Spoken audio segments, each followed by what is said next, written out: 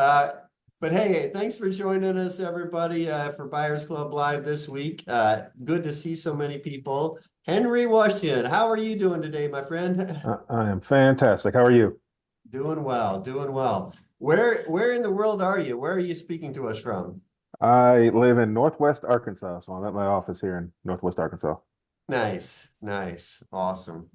Well, what we're gonna do today, guys, is we're just Henry and I are just gonna have a conversation for like 20 minutes or so, and then we're just gonna open it to questions, and we're just gonna take it wherever it goes. So there's no agenda here, so feel free. You can help us make the agenda. So and feel free to ask Henry questions directly yourself. So I'm just gonna chat with him a little bit, so everybody kind of knows who Henry is and stuff, but.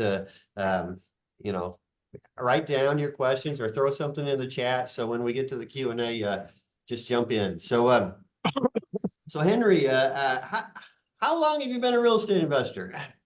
Oh, bought my first house in late 2017, so not that long. What's that? 6 years, six and a half Yeah, years, something like that. 7 years. well, I don't know. nice. That Yeah. isn't that long. No, Congratulations. So, thank you. what's your business look like today? What do you do? You wholesale, rehab, rentals, Yeah, all the above?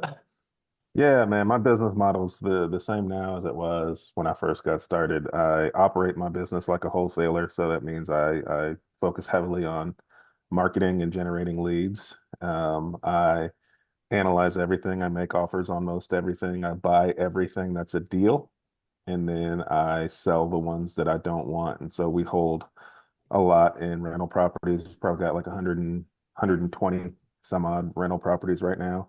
And then we flip maybe 10 to 15 houses a year. I do not wholesale. I don't I don't have that. Well, I may assign a contract every once in a blue moon, but it is very, very rare. I don't think I did one all of 2023. Um, Why don't you wholesale much? That surprises me a little bit with the amount of marketing and stuff you're doing. yeah, it's a little gray in Arkansas in terms of what's legal and what's not. And I have the ability and means to close on pretty much anything that I want. And so I just don't mess with it. I just close on it and then I'll dispo it. I'll either wholetail it or sell it to another investor. So I don't make as much money that way because obviously there's fees and things associated with it, but it's just how I prefer to do it. Oh, that makes sense. So you're not rehabbing everything. Yep. You just close on it and then that makes a lot of sense. Do you throw them in Yep. the MLS a lot, just as Sometimes, is? yeah. Sometimes we do for sure. Yep. Awesome. Awesome. So Well, you first and built a pretty sizable rental portfolio in a pretty short period of time. Can you kind of talk about that a little bit? Yeah, for sure. For sure. Well, first and foremost, I want to say I apologize, everybody. I really wanted to be there for the meeting last week live, but we had a death in the family. My wife's grandmother passed away, and the funeral was literally the day of when I was supposed to speak, and so I had to be there for the family. So I am glad that I do get to be here and do this with you. Um, my business in terms of how we grow and scaled.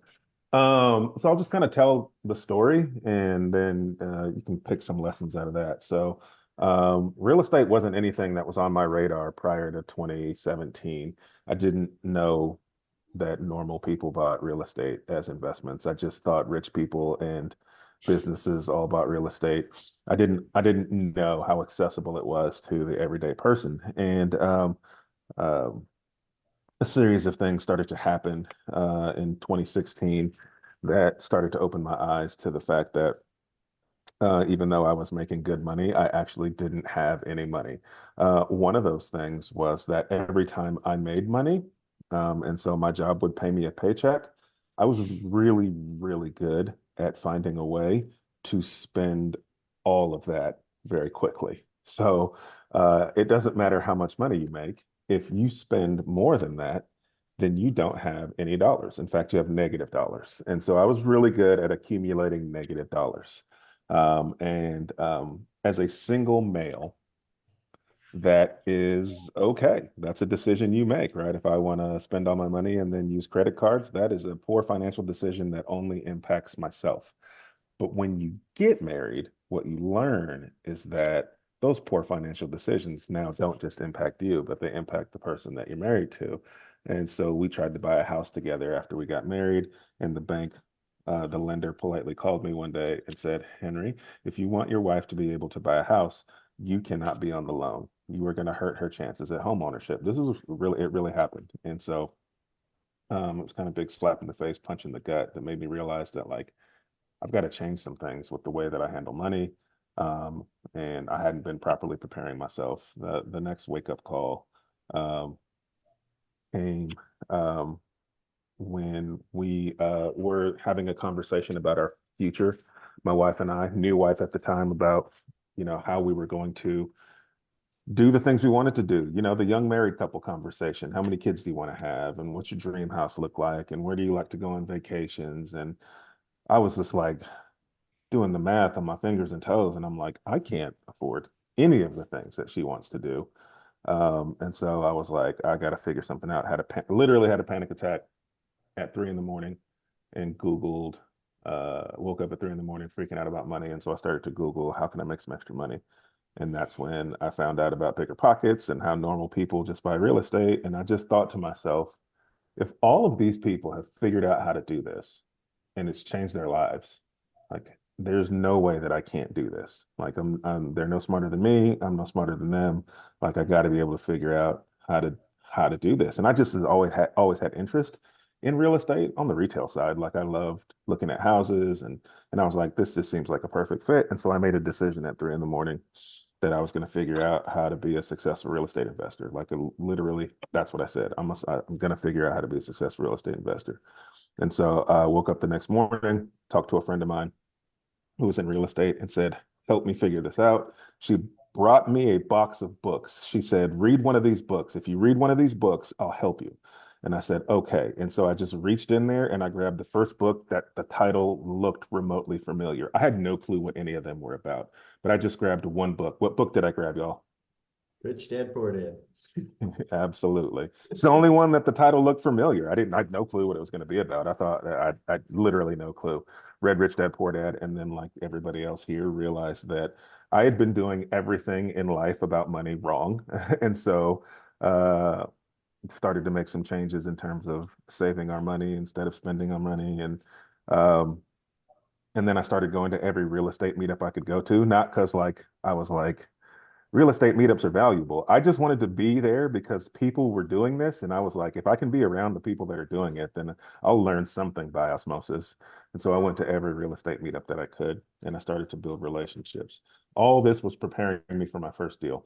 So one of the first steps I did, Brian, was I just started telling everybody I was a real estate investor, even though I had no clue how to do it. I didn't know what a deal was, didn't know how I was going to buy it. I had $1,000 in my savings account. That's all I had to be able to afford a down payment of any kind. But I told everyone that would listen that I was a real estate investor. Um, but that's just because I've always been a believer in like in life you get what you give. Like if you want something in this world in this life, go give it. If you go and you give it, you'll get what comes to the people who are in that thing, right? Like I always tell the story. If you, Brian, wanted to get punched in the stomach right now, if your life depended on it and you had to get punched in the stomach so that you didn't die, how would you get someone to punch you in the stomach? I'd go yelling out in the hall here, say, somebody punched me in the stomach. Well, they think you were crazy. What's the guaranteed way? Punch them in the stomach. There You're you darn go. right, Rick. You're darn right. If you want to get punched in the stomach, you go punch somebody in the stomach. I promise you, I so they're gonna gotcha. punch you right back, right? So, if you want to be a real estate investor, go put out there that that's what you are, and the things that come with that are going to be that if you want something, you just got to put it out there. So that's what I did. And lo and behold, I got a phone call one day, friend of mine, good friend of mine. He said, "Hey, Henry, I heard you're buying houses," and I was like, "Yep." And he said, I got to sell my house, but I got to sell it in 30 days. And I knew his house. He was a friend of mine. I'd been to his house. And I was like, okay, what's going on? He said, look, man, I got to sell it. I need the money. I got to buy this land that somebody at my church is selling, and we're going to use the land for the church. So I got to be able to sell it. The money that I make, I'm going to use to buy this land. So I just need to sell it for 115,000. He was like, I know it's worth like 160, 170. I don't care. Just need to sell it, get this amount of money, go buy this land. But I got to have the money in 30 days. Can you buy my house in 30 days? And you know what I said? Yes. Yep. I said, yep, I can. I had no clue how to do that. Zero clue how to do that. So much so that after I said yes, he was like, great, what do we do? And I said, hold on. And I went back to my desk at work and I Googled, how do you buy a house without a real estate agent? And it was like, cool, you need a uh, purchase, you need a contract, purchase and sale agreement. And I was like, great, what's a purchase and sale agreement? Like all typing in Google. And so I found one online, downloaded it, crossed out the names, put our names, and we signed this piece of paper that said I was going to buy his house. And I was like, cool, I got this contract to buy this house, which is a great deal. I know it's a great deal. And I was like, all right, now I need money. Who's got money? Banks. Banks have money. I'll go to a bank. And so I walked into a commercial bank. And the reason I walked into a commercial bank, Brian, was because I was so smart that I just knew commercial banks were the best way to finance real estate deals. Um, that's not true. I walked into that commercial bank because it was the one closest to my office, and I wanted to just go somewhere that I knew I could talk to somebody. And so I walked into this bank with this contract, and I said, "Can someone help me buy this house?" And I'll never forget the guy in the lobby just happened to be the commercial loan officer. I didn't know the difference between a commercial loan officer and a regular loan officer. No, I knew none of these things. He just happened to be who that was. He took my contract. He sat me down in his office. He looked it up on Google, and he was like, "Hey, man, this house is worth a whole lot more than this." And I was like, yeah, I know. That's why I want to buy it. And he was like, well, man, we'd love to lend to you on it. You just need a 20% down payment. So that's about 20 grand. Do you have 20 grand? And I said, yep, I sure do. I did not, but I wasn't going to tell him that. And so I went back to my network of lenders. Sorry, I went back to my network of investors who I had been building relationships with in these meetings. And I said, how the heck do you guys find this money for these deals? I know you can't be putting 20% of your own money down every time. That just doesn't math. Like you wouldn't be able to do as many deals as you're doing. How are you doing it? And they sat down and brainstormed all these ideas with me. Long story short, we landed on the idea of borrowing it from a 401k. So you can borrow against your 401k. I can go into the details of that later if anybody wants to know how to do it. But you essentially are taking a loan from yourself. You're paying it back to yourself with interest. It's a really cool way to get access to capital. And I was like, great, I'll do that. I just need a 401k because I didn't have one. And so I went to my wife, who has been by my side from day one with all this crazy journey. And I said, hey, remember when I said we were going to be real estate investors? And she's like, yeah. And I was like, cool. Well, we need to borrow 20 grand from your 401k so that we can buy this rental property. And she said, yes, instantly. 2 weeks later, we had the money. We bought the house. We rented it out. We raised the rents on it, sorry. And it started to cash flow, pay back the 401k loan, pay us. And then the bank called me and gave me a line of credit on the equity for that deal because the bank was like, this is a great deal. Bring us more of these because this is a very low risk investment for us. So we'll give you this line of credit. Use the line of credit that we give you as your down payments for the future deals you bring us and bring us more deals. And so that was a very long-winded way of telling a story about how I scaled brand because that's what caused me to scale is realizing that small local banks essentially wanted to fund my real estate deals. They were willing to fund them at 100% by letting me use a line of credit as my down payment because I was bringing them such great deals. And so, if you want to scale any business, any real estate business, the two problems you have to be able to solve for are deal flow and money flow. If you have a consistent flow of leads coming in that are potentially deals you can buy at a discount, and you have money that isn't money in your personal bank account that you know you can use to buy those properties, everybody here will grow their business at whatever pace they're comfortable, right? I'm not saying everybody here needs 100 doors, but let's say, who was that was talking when I got in here that was looking at a deal? Turn this camera off. I can't see him. Um, uh, Nick? was Who's it Nick? Nick?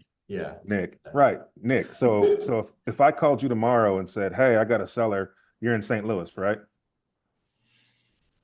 So if Yep. I so if I called you tomorrow and said, "Hey, I got a landlord in St. Louis. She's going to sell off her portfolio. She's selling 5 single-family homes. She's going to sell them with the tenants in it. She's going to sell them at a 40% discount, so you're going to get them 60 cents on the dollar." And I have a private money lender who's going to fund these deals because they love lending in St. Louis market. They're going to fund these deals at about 95%. So you just have to bring a 5% down payment. They're in great shape. How many of those houses would you buy? All of them. You'd buy every last one of them, right?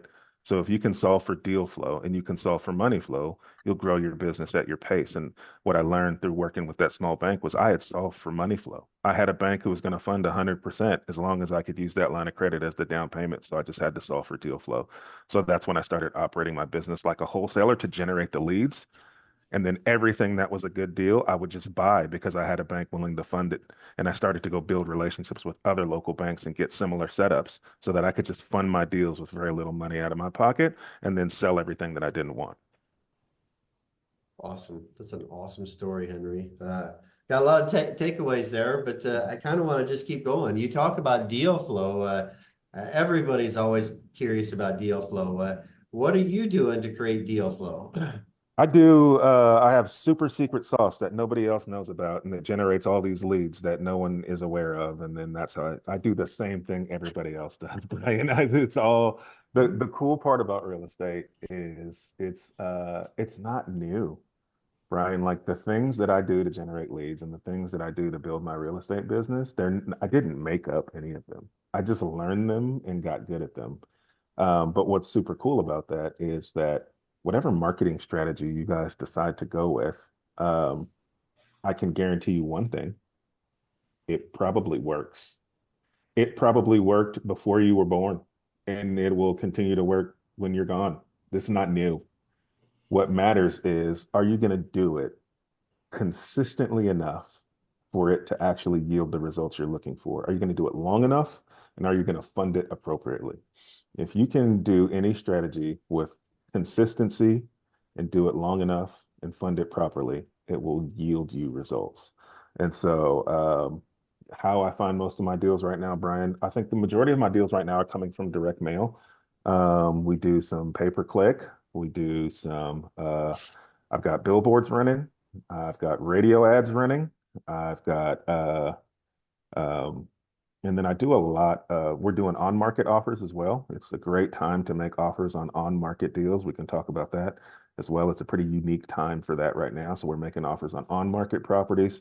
Plus, I turn everybody in my network into a deal finder for me. Like I repeat myself over and over again, so that I'm not the only person looking for deals. I tell everyone what I'm looking for that is in or around other deals, right? So think about it from this perspective. Who is your contractor in contact with? Your contractor's in contact with people who need to do big renovations on properties. Somebody that's getting a renovation bid on a property is going to get a bid and go, damn, I don't want to spend 40 grand. They might be somebody you want to make an offer to. So your contractor should know what you're looking for and how to get that person in touch with you, and then how you're going to incentivize them for them sending you that lead. Yeah. Who else in your network of people is consistently around people selling real estate? Who do you think? You know, my favorite one is Tell title us. title Title? companies. Title, is that what you said? Title companies. Yeah. Yes.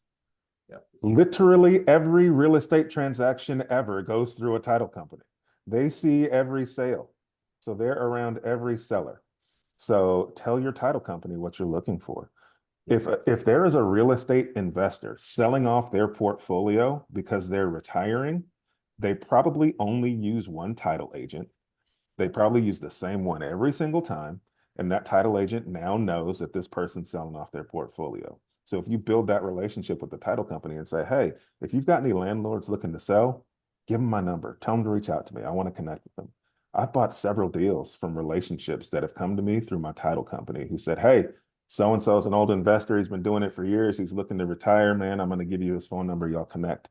I've been buying. I bought 3 properties from the same guy now, as he's retiring, and he's doing it slowly because he's taking advantage of the tax benefits that come with, as he doesn't want to overdo it in a year and then have to pay all these taxes. So, but now we have this relationship. When he's ready to sell the next one, he texts me. I go look at it. I make him an offer. We put it under contract and we do it again. Title company. If you want an investor-friendly real estate agent, right? Yes, going to meetups is a great place to meet them. The second best place to get investor-friendly real estate agents, title company. They are around every transaction. And so if you ask the best closer in your area, hey, who's the agent who's always representing investors for deals? Who are those agents? They'll give you their names, call those agents, and talk to them. Now you've got several options for investor-friendly real estate agents that you can use to help bring you deals. Investor-friendly real estate agents don't just have on-market deals, they've got pocket listings. They've got things where sellers have called them and say, hey, I want to sell my house. And they go look at it and they're like, man, it's kind of rough. I don't know if we can do anything for you, but I may know a guy. Boom. They call me. I go look at the house. I make an offer. The seller gets money. The agent gets money. Everybody's happy. But you got to connect. Title companies are such a good connection for you to generate leads, but you got to go have those conversations with your title company. But in terms of other ways we find deals, that's how it is. Networking. Turn everybody in your network into a deal finder and make sure you tell them how you can incentivize them so that they know to send you leads. I'm buying about 20 units. I bought 16 earlier and I got another 11 under contract. Every single one of those came from my property manager. My property manager manages 1,500 units across 4 states. Why did he send me the deal? Because I stick to my word. I close. I'm hassle free. I don't bother him with a bunch of stuff. I go look at a property and make my offer. I contact my lenders. We get the deal closed. It's less hassle for him. He knows how he's going to get incentivized because all those units stay in his portfolio as properties he gets to manage. He doesn't lose them now that his sellers want to sell. So networking is a great way if you do it properly. Well said. What I heard in all that, Henry, is real estate's a relationship business. You got to take action and you got to be consistent. And Absolutely. Relentlessly consistent is what I call it. I like that. I like that. Um, and are you burring most of your deals? Are you following the burr method or how are you financing them? I don't see any bigger pockets, other bigger pockets folks here. So I don't do a lot of burr. Now I have done burr and I understand burr. And I think burr is a great strategy, but it's not my favorite strategy. Because when you're burring, you're selling your equity. You're selling it to yourself, but you're selling it.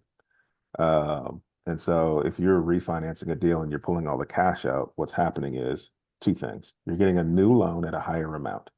That new loan at that higher amount is going to hurt your cash flow, right? Because you're not going to make as much cash flow if your loan is at a higher amount. So you're killing your cash flow. And then you're also paying a lot for that money. People think, well, I burred out and I got $30,000 and that's awesome. And I don't have to pay taxes on that. All that's true. You are paying a higher interest for that money though, because when you do a new loan, the interest on that loan is front loaded in the first 7 years. So the majority of your monthly payment for the principal and interest on that property for the first 7 years is mostly interest. So you're paying a lot of interest to have access to that $30,000. What I prefer to do is like a brr, huh, and I'll get a HELOC at the end. I'll get a HELOC at the end instead of refinancing it. Because if I have that equity, I can then go and say, all right, well, I'll get a line of credit against that equity so that I have access to that money. But I don't actually have to touch it until I need it to go do another deal. And when I do touch it, I'm only paying interest on the amount of money that I use. So if I have a $70,000 line of credit, but I only need 20 grand of it, well, then the interest I'm paying is only on that 20 grand. So I still have access to that money. That's the equity in my property, but I don't kill my cash flow by getting a new loan. And I don't pay a ton of interest for it by front loading my interest on the new amount. And the reason I say I hope nobody from Bigger Pockets is on here is because I am the teacher for the Bigger Pockets Burr Boot Camp, where we teach you all about how to do Burr deals. I love it. Well, thanks for I'm your burristo. All right. I like it. Well, thanks for sharing that. That's awesome. So you mentioned Bigger Pockets. I think a lot of people are curious. How do you get a gig on Bigger Pockets? How did that come about? Man, let's say it's positioning, manifestation, and adding value. And so what I mean by that is positioning, right? If you want to do something, you need to put yourself around the people who are doing the thing. And so I had a goal, positioning and manifestation, right? So I had a goal when I first got started that I wanted to um, own, there we go, that I wanted to be a guest on the Bigger Pockets podcast. And and so what I did is I created a vision board. And in my vision board, I put a slide on there, a panel on there that was just the picture of the Bigger Pockets podcast tile. And so I still use that vision board to this day. I save it as the background on my phone. I don't know how many of y'all can see this, but if you look right up here, that's the the old Bigger Pockets podcast tile. I put that on there because I wanted to be a guest.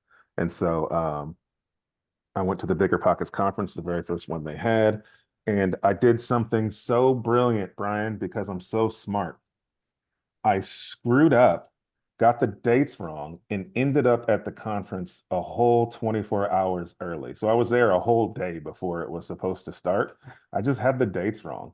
Yeah. And I was like, well, I got a day to kill. And so I was standing in line to get coffee, and there was this really tall guy in front of me in line with a beard. And I was like, oh, I think that's Brandon Turner. And so I just had coffee with Brandon and we talked shop and I told him my story. And at that point, I had about 30 rental properties in my first year and a half. And I was like, man, I know you guys are starting this rookie podcast. If you need like a rookie to come on, I'd love to do that. And he was like, no, man, the 30 doors in your first year and a half, come on our show. And I was like, yeah, okay, whatever, Brandon. And then after the conference, he called me and said, come on the show. And I did. And that was the second podcast interview I had ever done in my life was to be a guest on Bigger Pockets. The first podcast interview I did the day before that, and it was one of those podcasts that was just getting started. So like me, the guy who interviewed me and his mom were the only listeners. Um, but since then that podcast has quite blown up and he's doing fantastic. Um and so, but what I did was I stayed in contact with the producers and with Brandon and tried to find ways where I could be of service without asking them how I can help them. I would just pay attention to what they're doing, what they're needing, and if there was anything I could do to help or connect people. And so I just throughout the years, I connected Jay Scott with some people in my market who could help him analyze some deals out here that he was looking at. And just anytime I could be of service, I was of service, and I didn't ask for anything in return. And so when Brandon retired, I got a call from the producer who said, "Hey, we got to fill in somebody until we figure out what we're going to do." Since Brandon left, would you mind co-hosting a few episodes? And I was like, of course, anything to help. So I co-hosted a few episodes, and then they asked me to do a few more. And then they said, would you like to come on board and be a permanent host for one of our shows? And I said, well, absolutely, I would. So that's how all that came to be. A little bit of manifestation, a little bit of being of service to people, a little bit of positioning. There's a lot of good nuggets in there. Thanks for sharing that story. So I understand that you're kind of known for the On the Market podcast. Do you got a view which way the market's going this year? Any thoughts on that? My crystal ball. Yeah.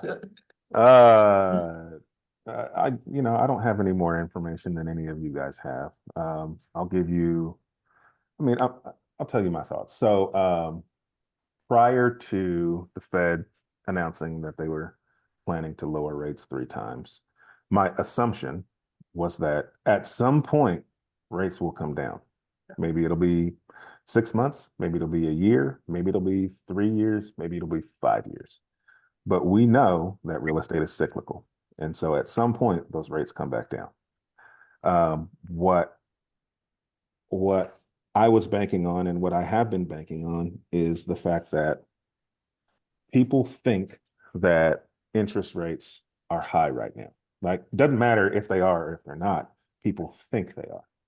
People also think that real estate prices are high right now, right? Doesn't matter if they are, if they're not. That's how people feel and they're acting accordingly, right? My personal opinion is that interest rates are not high, right? If you look at interest rates historically, 6 to 7% is pretty normal.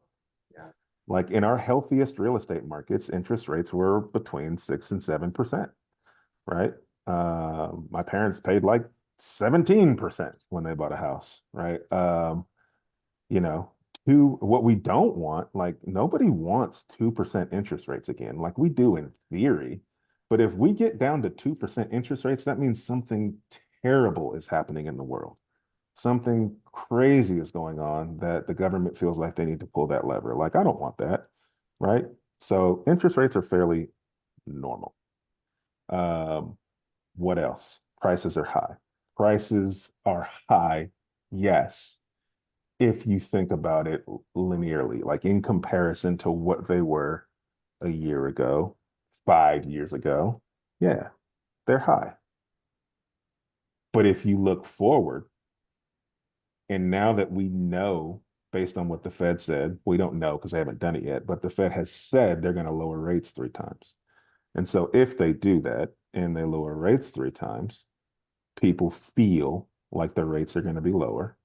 And so that makes them want to get back in the market. I think there was some sort of statistic. It was over like a couple million new people have been pre-qualified since the rates have come down just 3/4 of a point. And so the lower that goes, the more people jump back into the market. We also know that there is an inventory shortage. There are not enough single family homes available for those that want to buy them and those that want to rent them. So you've got limited supply. And so when you get all these new buyers trying to get out there and buy this limited supply, obviously economics says that that's going to drive the price of that asset up. And so we're in this unique, really small window right now where there's still limited competition because most people still think the interest rates are high. So you can get out there and you can buy deals and negotiate great terms, and get deals at a cheaper discount and get deals at a lower price because of you've got the market economics are on your in your favor still. Now, once the Fed drops those rates and the rates start to come down a little more drastically, you don't have that anymore and the price goes up. So I'm trying to take advantage of this small window and buy as much as humanly possible because you're going to get all this market forced appreciation when the rates come down. And so you'll be able to get appreciation on those assets plus cash flow because you may not get a ton of cash flow right now on some of these deals because you may run the numbers and go, man, at a 9 or 8.5% interest rate, I know I'm buying a good deal and I'm getting a lot of equity, but that thing just ain't going to make me no money. You're right. It's not going to make you any money in year one, but it's probably going to make you money in year 2, 3, 4, 5, and on. Right. So I'm buying everything I can. I'm walking into value. I'm not overpaying for anything. I'm not buying anything where I don't have equity on day one. But I may buy something I don't have cash flow on day one because I'm going to refinance that thing when the rates come down. Even if they don't come down this year, they'll come down eventually. I'll get my cash flow later, but I'm going to get my equity and appreciation now. Awesome. Thanks for sharing that. That was really well said, actually. Thank you. Michael Fitzgibbons, I saw you had your hand up. You got a question or anybody? Well, let's go Michael first, but anybody just jump in after Michael. What you got a question, Michael? Yeah, thank you. So this is fantastic. Really appreciate it. Great information. Yes, sir. You mentioned the HELOC rather than the BRRRR. I did go to on a couple of rentals, go to and ask them to do that. They said they had to be first lien on situations like that. I take it that sounds like from what you're saying, the answer is not no. It's I just need to shop and find someone else here locally that will do that. Is that right, Henry? Good talk, Michael. Yeah, thank you. Yeah, I tease, but I tell my students this all the time. It, lenders are always going to speak in terms of like, no one can do this. It doesn't mean no one can do this. It just means you can't do this. Every lender, sometimes depending on who they are, have different rules. Their banks want different things, right? Some banks are very focused on, you know, selling mortgages in order to make money. Some are very focused on lending in order to make money. But those that are focused on lending, there may be a bank that's very into large commercial assets like apartment buildings. And there's some banks who are like, I'm very into small multifamily. Like every bank is different. Every reason for what they're looking for is different. Some banks have different strengths than others. Shop around until you find what you need. I have a student who I told them, I was like, you can find banks that will 100% fund your deal without you having to take out a line of credit on something else. It exists. I'll tell you how they structure it. Go call every bank you can think of until you find somebody that'll do it. He took me at my word. He called 85 banks before he found one that said, oh yeah, that's something that we can do. 85 banks. And then he got 100% lending on his next like 5 deals he did with that bank until they cut him off. If I told you there's a bank out there in your local market that'll fund 100% of your real estate deal, but you're going to have to call 85 of them before you find it, what would you guys do? Call 85. Start calling 85 banks, right? But we always want to know the result before we start going to do the work. You don't get to know that. I can tell you there are tons of lenders out there that have flexible lending terms. There are tons of lenders out there who'll give you a line of credit on an investment property in second position. Call them all until you find the ones. I'm going to drop a resource for you guys in the chat. ibanknet.com. That's a tool that you can use to find every local bank or every bank in your local market. Just on the right, there'll be a map. Click the map, click the state you're in, and then it'll list every bank. And then you can filter that list by deposits. So that's the amount of deposits those banks have. Sort that list, smallest deposits first, biggest deposits at the bottom, start at the top and start calling. Awesome. Thank you. Yep. David. Dave, what do you got, man? Hey guys. Hey Henry, my name's Dave. I'm super new to real estate. I sold my first house last year. I'm actually one of the hard money lenders in one of Brian's companies. So Nice. I'm just kind of learning about real estate, and I really enjoyed hearing your story. More so just from like the manifestation point of it. It seems like you kind of knew what you were going after, and you went after and did it. So I thank you for sharing it. I got just a couple of quick questions. So like you mentioned something that like if an owner had say 5 homes and they were getting ready to sell their portfolio, that you could pick something like that up for like a 40% discount. Why would somebody that's kind of getting out of the market want to just sell all 5 homes and give you so much of a discount when it seems like they could just list them? It seems like homes just kind of selling pretty quick because of the limited amount of homes right now. Why would somebody get a discount of that great selling a bulk set like that? Yeah, it's a great question. Somebody want to take a shot at that?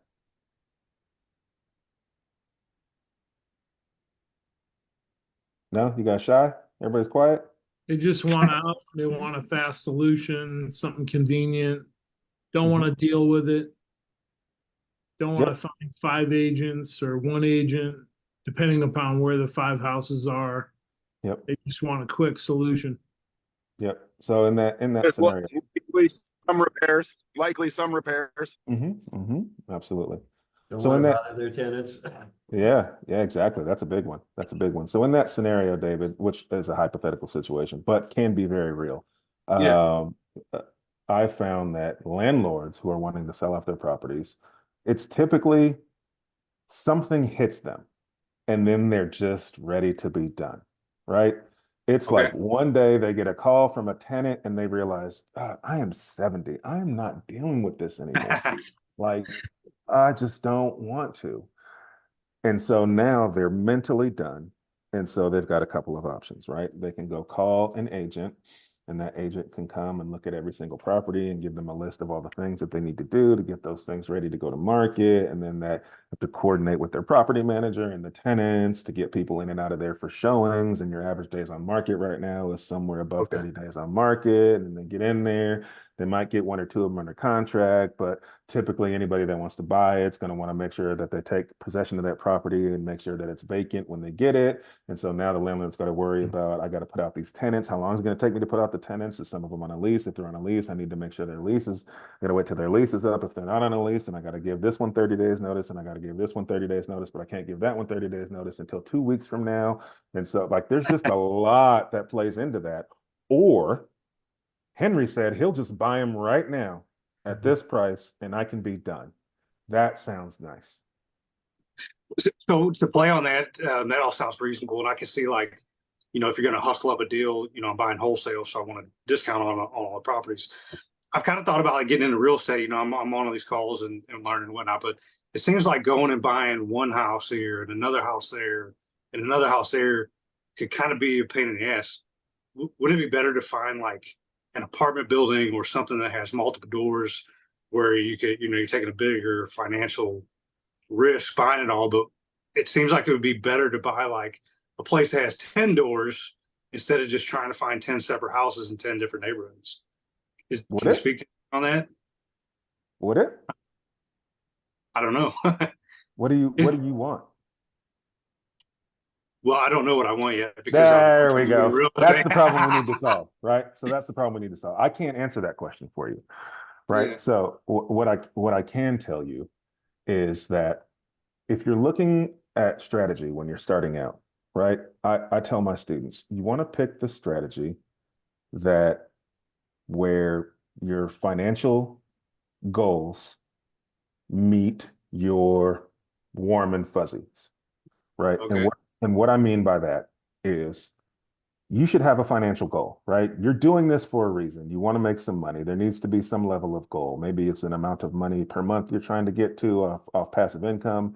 Maybe, whatever that is, you have to decide what that is, right? So once you figure out what that financial goal is, you go, now I want to go shopping for what's the strategy that I want to use to get there? Should I do multifamily? Should I do single family? Should I do storage units? Should I do, mobile home parks, right? And then you want to think about, well, what gives me the warm fuzzies? What makes me want to continue to do this business, right? And so for me, what gives me the warm fuzzies is I love taking care of people, right? And so what I love about what I'm able to do, I like single and small multifamily real estate because of the impact that I can have on the people who own those homes now and who are going to rent those homes later or who are going to buy those homes from me later. It is a much more people-focused type of investment strategy. So like if I go today and look at a house and that seller goes, Henry, I just need to get out from underneath this house, but I cannot move yet. I cannot. I need to be here for another 6 months, but I need the money.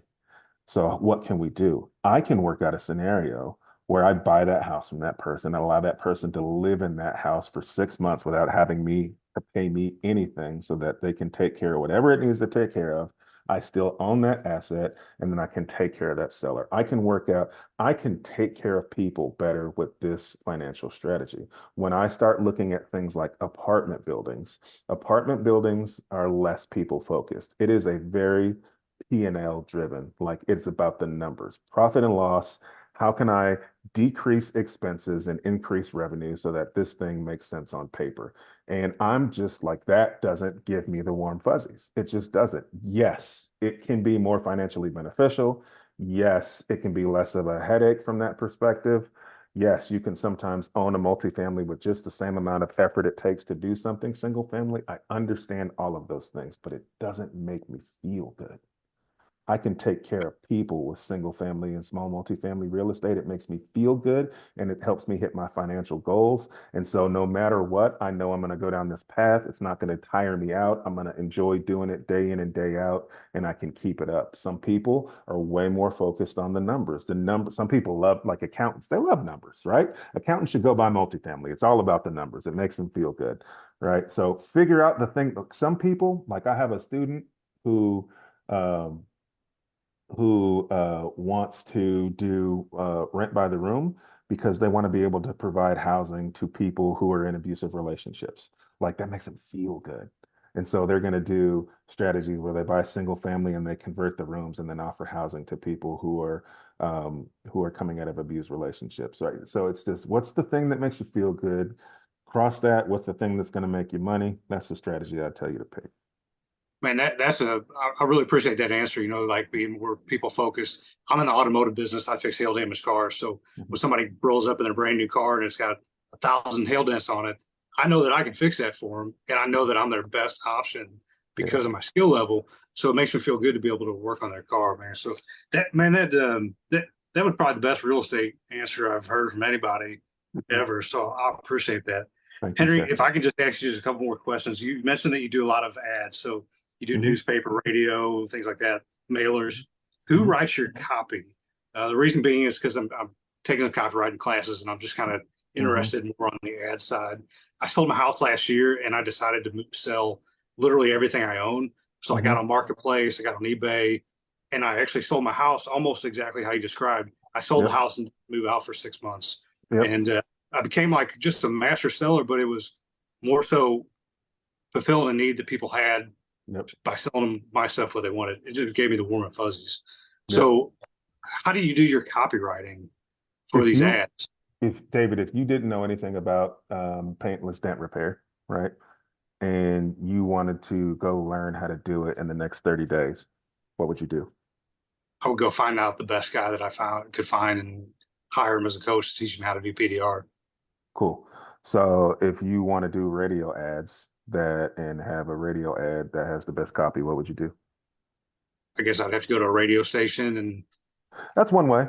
That's one way. but, So reach but I out to your wouldn't be able to provide reach out. service to like if I went to a radio station and said, "Hey, let me learn how to do copy," They for won't you, give it to you, but you yeah, can right.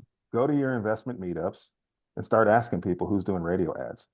Um, and find somebody in your market or outside of your market, get on Bigger Pockets, find somebody that's doing radio ads and ask them what they did for their ad and if it yielded results, and then ask them if you can use it.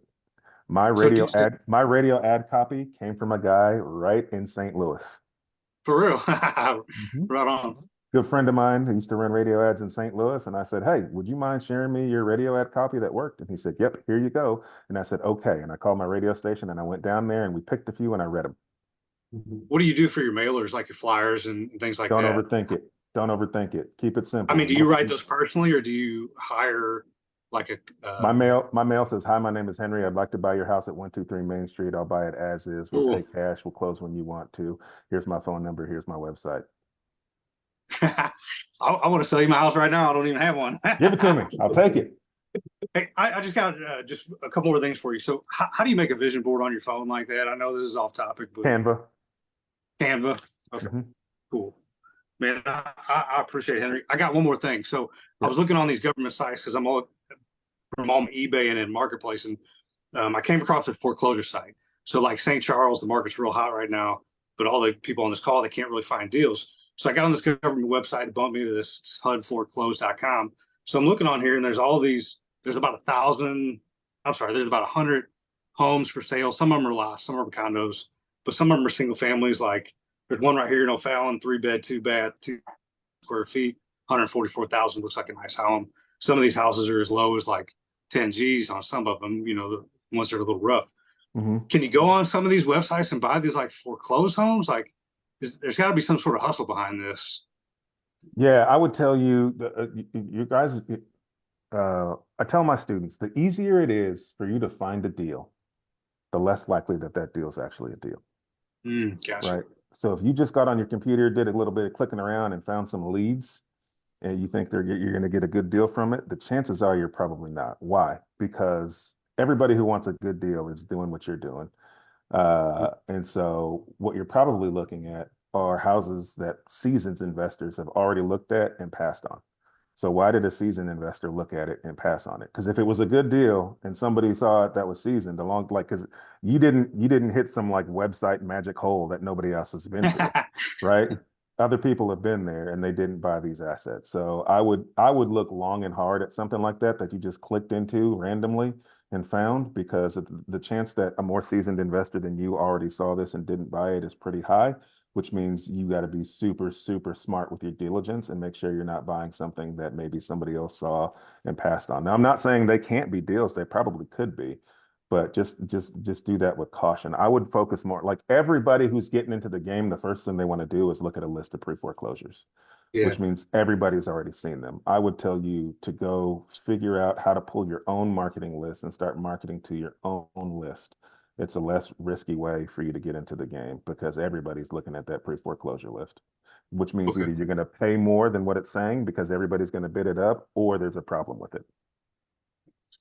I got one more question. And Dave, I gotta get to some other guys, man. I Go really for it. appreciate you.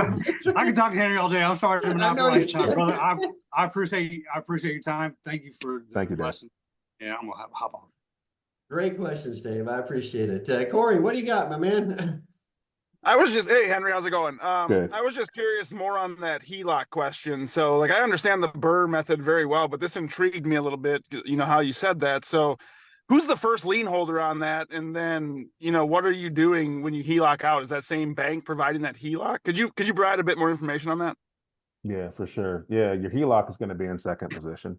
Your whoever you got your loan for your property is going to be in first position, and you can go get a HELOC on a property from any bank. So your HELOC doesn't have to come from the same bank who lent on the house to you, right? The equity is the collateral for the HELOC. Okay, so that you're basically finding a bank that will loan that first. So you're almost taking out a long-term loan. It's a second begin- position loan. Well, no, I'm saying the first loan that you're taking Yeah, out is. It can be. It can be, or Okay. it can be a short-term loan. If it's a so I see what you're saying. Okay. Yeah. Okay, guys, let me clarify. So if I buy a property, guys, and I buy it with hard money or Yes. private money or something that's not meant to be a long-term loan, you have to refinance. You've got to go refi and pay off that lender. Okay. Now, if you bought a property that you didn't use hard money on, you don't have to refi to pull your money out. You can get a HELOC. And that's what I'm saying I'm doing. Yes, correct. Okay. Okay. That because I use primarily hard money right now, and so Yeah. that I was trying to make Yes. it make sense how you did that, because I'm like that. I know Brian's not going to let me keep his money for 5 years. So Yeah. You've got to go refi out your hard money lenders. all righty, sounds good. Thank you. So in the Good chat, clarification. Tyler asked, if you're not worried about cash flow year one, what percentage of equity are you looking for? Can you just address that just a little bit?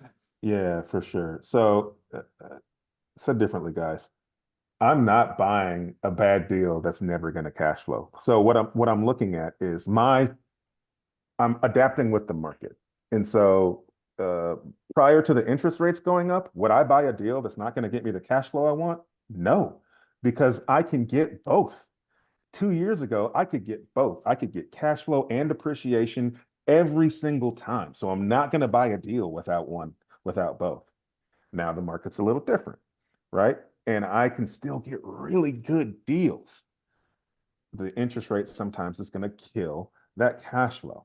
And so I'm not buying assets that negatively cash flow by a ton. I'm looking for, like, what I'll look at is, do I want it to cash flow on day one? Absolutely. I want every deal that I buy to cash flow on day one. Now, if I'm running the numbers and I can't get the cash flow to work, I'm still going to look at the other factors that play into this property making me money, right? So I'm going to look at cash flow is just one of the factors. The other one is equity, right? How much equity am I walking into on day one? And can I leverage that equity to go help me buy more deals, right? I'm also going to look at appreciation. Where is this property located? Is it in an appreciating market? How much has it appreciated over the last 5 years? You can literally go pull the data and find out what have properties appreciated for in the last 5 years in that neighborhood. If you're seeing an average of 5 to 10% appreciation every year, do that math, right? And see, is it worth it for you to buy that property? And then I'm going to look at depreciation, right? This is a little different for me than probably some of you here. I need depreciation right now more than I need cash flow because I have income from other sources.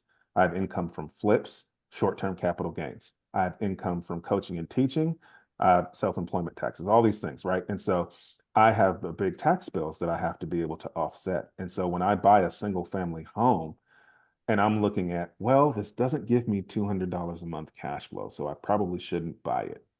But if I look at the other factors and I go, well, it's appreciating 10% every year. It's got $50,000 of equity on day one that I can use to go leverage and buy more property right now. And I can do a cost segregation study and it's going to offset my tax bill by $30,000. To hell with the $200 a month. I got to buy that house. Okay. So that's the things that I'm looking at. Awesome. Megan, let's go to you, and then we need to wrap it up, guys. So let's go to Megan, then just let Henry wrap it up a little bit. I really appreciate everybody's time. Megan, what you got? So on the cash flow note, if you're purchasing houses and, let's say you use hard money, refinance, whatever, and you're just breaking even each month, could you potentially see that being a concern? Like the more houses, if you have several houses that are just breaking even to where you eventually won't get a lender to lend you to you. Nope. Nope. A, you'll always be able to find money. B, remember I said I'm always buying value. I never want to buy something that doesn't have more than one exit strategy. And so all these Right. properties, yes, if I rent them, maybe they break even, maybe they make me just a little bit of cash flow, but I can also turn that into a short-term rental or a midterm rental if I need to increase that cash flow. Gotcha. Third, I can always sell it and make a profit. I'm never going to buy anything I can't get out of. Makes sense. Yes, ma'am. Henry, man, thank you so much. You provided a ton of value today. That was super awesome of you. I really appreciate it. You mentioned students and stuff. Do you got anything that you can share with our audience, how they might be able to work with you in some form or fashion? Yeah, absolutely. Absolutely. I do have a mentorship program. I call it the Closing Table Mastermind. You can see my shirt right here. So if you go to www.cuattheclosingtable.com, I'll write it in the comments.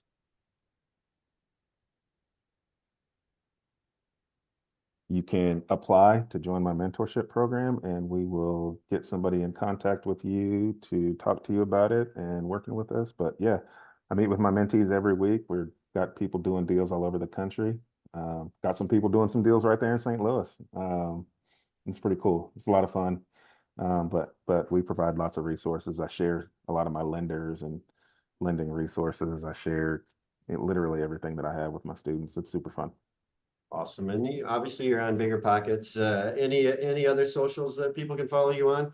Yeah, just on Instagram. You can also just send me a DM on Instagram, guys, at the Henry Washington. Drop that in the chat too. Send me a DM on Instagram, and we'll chit chat with you about the program that way too. But this is fun, guys. I appreciate it. Hopefully, at some point, I'll get to come down there and talk to you all in person. But this was super fun. Thank you. We really appreciate you taking the time today, Henry. It was really well done. You are an awesome teacher. I'm very impressed. So Thank you very much, Brian. Thank you thanks for for the sharing. opportunity. All right. Good seeing everybody. We'll see you all next Wednesday at noon. Take care.